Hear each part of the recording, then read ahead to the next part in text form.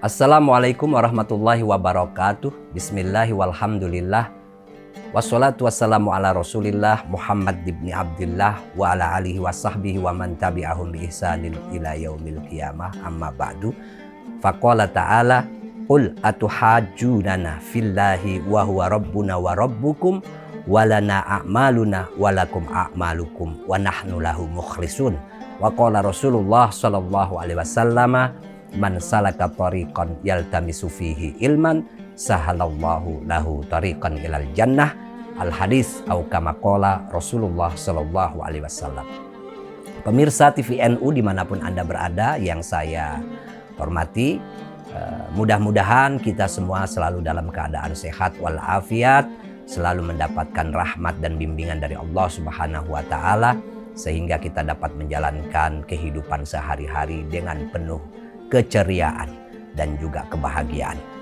Para pemirsa sekalian, pada kesempatan kali ini kita akan melanjutkan pengajian Al-Quran dan tafsirnya yang kebetulan sudah sampai pada ayat ke-139 dari surah Al-Baqarah, yang masih melanjuti penjelasan tentang sikap orang-orang Nasrani dan orang-orang Yahudi yang dihadapi oleh Nabi besar Muhammad sallallahu alaihi wasallam di kota Madinah ketika itu. Nah, ayat sebelumnya menegaskan bahwa orang-orang Yahudi mengklaim bahwa orang Yahudi yang paling benar, orang Nasrani mengklaim orang Nasrani yang paling benar, dan mereka itu merasa lebih dekat dengan Nabi Ibrahim. Padahal apa yang mereka klaim itu tidak sesuai dengan apa yang mereka yakini. Maka dibantah oleh Al-Quran bahwa apa yang disampaikan oleh Nabi Muhammad justru inilah yang sama dengan apa yang disampaikan oleh Nabiullah Ibrahim alaihissalam, oleh Nabi Ismail, Nabi Ishak, Nabi Yakub, dan juga putra-putra Nabi Yakub. Nah, pada kesempatan kali ini ayat ini kemudian menjelaskan tentang sikap mereka yang menentang apa yang disampaikan oleh Nabi besar Muhammad SAW, bahkan mereka mendebat gitu loh. Maka dikatakan kul, katakanlah wahai Muhammad, atuhajjunana fillahi, apakah kalian itu mendebat kami tentang Allah, wa huwa rabbuna, sedangkan Allah itu adalah Tuhan kami, wa rabbukum, dan Tuhan kalian. Tuhan kita itu sama. Tapi apa yang kalian yakini itu sudah berbeda dengan apa yang diajarkan oleh Allah melalui para nabi itu. Nah, dengan demikian kalau kalian tidak menerima ajaran iman yang kami sampaikan, seperti itu kira-kira bahasanya, maka walana a'maluna walakum a'malukum, ya untuk kalianlah perbuatan kalian, untuk kami perbuatan kami. Kami tidak mempertanggungjawabkan perbuatan kalian, dan kalian juga tidak akan mempertanggungjawabkan perbuatan kami. Pisah kalau imannya sudah berbeda, ya sudah, nanti di hadapan Allah kita akan mempertanggungjawabkan perbuatan kita masing-masing. Jadi tidak perlu Anda mendebat kami, gitu. Tidak perlu kalian mendebat kami soal Allah gitu loh. Wa nahnu lahu mukhlisun, dan kami terhadap Allah benar-benar bersikap ikhlas, tulus, tunduk, dan patuh.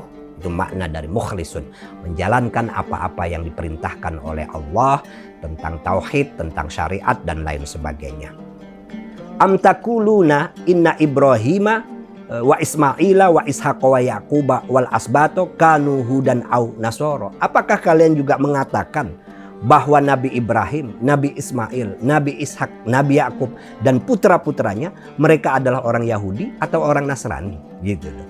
Jadi mereka itu mendebat Nabi Muhammad dan mengklaim bahwa Nabi Ibrahim sampai putra-putranya Nabi Yakub itu adalah orang Nasrani, orang Yahudi. Dan klaim mereka itu tidak benar, karena Nabi Ibrahim itu ditegaskan orang yang hanif, orang yang tunduk, orang yang patuh, orang yang jiwanya itu murni bertauhid kepada Allah, menegaskan bahwa tidak ada Tuhan selain Allah.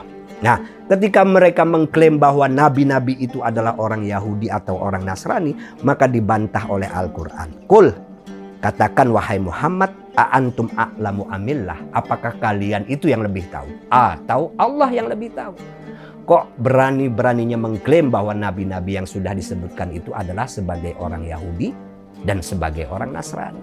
Emang yang lebih tahu kalian atau Allah gitu loh.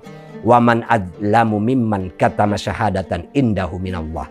Tidak ada orang yang lebih zalim, orang yang lebih jahat daripada orang yang menyembunyikan persaksiannya di hadapan Allah Subhanahu wa Ta'ala. Artinya apa?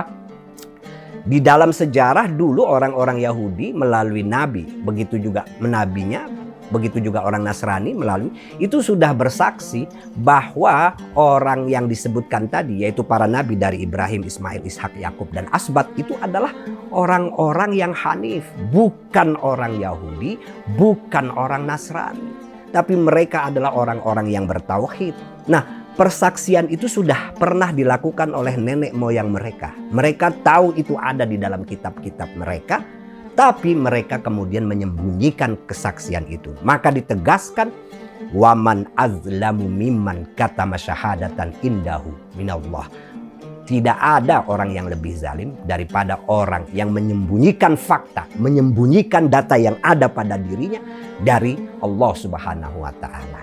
Padahal kita tahu, wa mallahu bighafilin amma ta'malun, dan Allah sama sekali tidak akan pernah lalai dari apa-apa yang kalian kerjakan, yaitu menyembunyikan data, menyembunyikan fakta. Kalau bahasa sekarang itu adalah menyembunyikan data, menyembunyikan fakta. Itu yang dimaksud dengan waman azlamu mimman katama syahadatan indahu minallah. Tidak ada orang yang lebih zalim.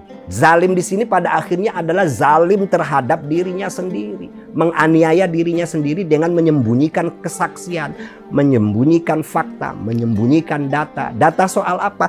Fakta soal apa? Fakta bahwa Nabi Ibrahim, Nabi Ismail, Nabi Ishak, Nabi Yakub dan anak-anak Nabi Yakub itu bukan Yahudi, bukan Nasrani. Itu ditegaskan di dalam kitab-kitab mereka itu.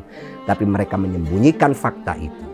Maka dengan demikian tidak ada orang yang lebih zalim terhadap dirinya sendiri dibanding orang yang menyembunyikan fakta itu. Ini masih dialog antara Nabi Muhammad dengan orang-orang Yahudi, Nasrani dan juga sebagian orang musyrik di Madinah ketika itu. Dan ingat, maka ditegaskan, wa mallahu bighafilin amma ta'malun. Sungguh Allah itu tidak pernah lalai, tidak pernah lupa dari apa-apa yang mereka kerjakan itu. Baik pemirsa sekalian, cukup sampai di sini pertemuan kita kali ini. 2 ayat sudah saya bacakan. Mudah-mudahan apa yang kita lakukan ini mendapatkan keberkahan dari Allah Subhanahu wa Ta'ala. Kurang lebihnya saya mohon maaf yang sebesar-besarnya. Wallahul muwaffiq ila aqwamit thoriq. Wassalamualaikum warahmatullahi wabarakatuh.